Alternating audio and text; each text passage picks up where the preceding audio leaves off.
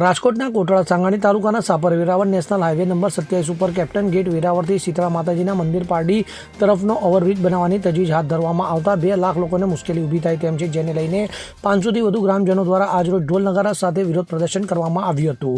Overbridge બનતા ગામનું junction 500 મીટરથી વધી 2 કિલોમીટર દૂર થઈ જતા સ્કૂલ કોલેજના વિદ્યાર્થીઓ, ઇન્ડસ્ટ્રીયલિસ્ટોને બરાબર મુશ્કેલી પડે તેમ છે. આ ઉપરાંત ક્રાઇમ કે ઇમરજન્સીની પરિસ્થિતિમાં લોકોના જીવ જાય તેવી પણ સંભાવના છે. ત્યારે જો આગામી અઠવાડિયામાં નિરાકરણ નહીં આવે તો અનશન આંદોલન કરવાની અને દિલ્હીમાં નેશનલ હાઈવે ઓથોરિટીની ઓફિસ ખાતે જવાની પણ તૈયારી બતાવવામાં આવી છે.